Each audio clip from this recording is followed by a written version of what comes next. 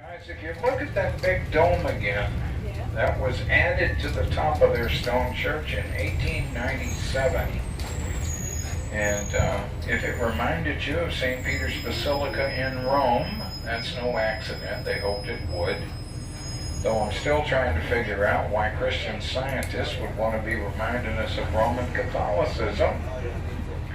There's got to be a logic in that somewhere, but it eludes me.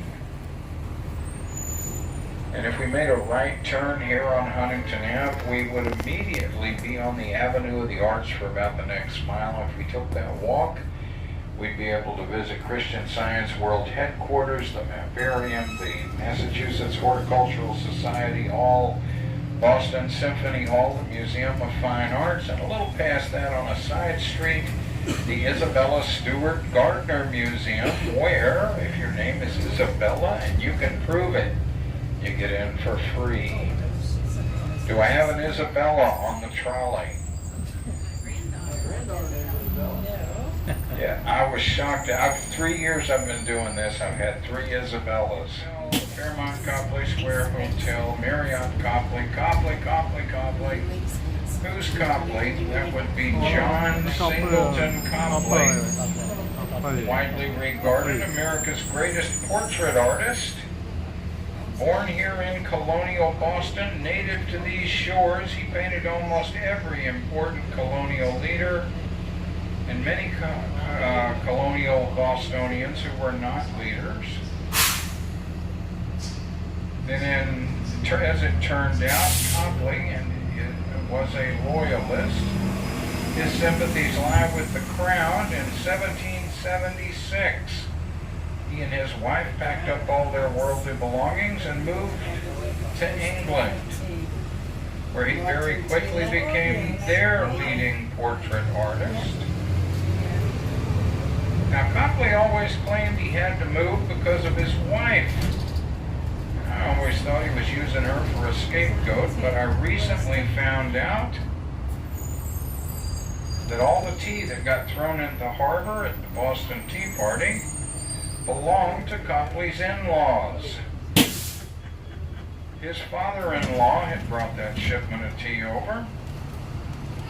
It's in our Boston Public Library. In fact, our library is as much a museum as it is a library, and it's packed full of well-known, masterful artists, guys like John Singer Sargent, John Singleton Copley, James McNeill Whistler, Winslow Homer, Grandma Moses, Frederick Remington, and it's free. Just go into the library and you get to see all this stuff for nothing. In fact, we issue temporary full privilege. Makes it possible for you to use our library just like we do while you're here. Maybe save yourself that $100 I spend at the bookstore every time I go on vacation. There's the library. It was designed by McKim, Mead & White in 1898. The leading architectural firm of the first half of the 20th century. They designed the original Madison Square Garden, Boston Public Library, New York Public Library, Boston Symphony Hall, and scores of other important buildings. And over here to your right, just ahead, Trinity Church, built in 1877. Designed by Henry Hobson Richardson, an American architect so important and influential they named a style of architecture after him. It's called Richardsonian Romanesque. This is the world's foremost example of Richardsonian Romanesque architecture and the crowning jewel of Richardson's career. It's $8 to tour the church, worth every penny. Never got smallpox because they were routinely exposed to cowpox, which is a similar disease, not quite as virulent as smallpox, but close enough in structure that when you're exposed to cowpox, your body begins to produce the things it needs to protect itself from both cowpox and smallpox.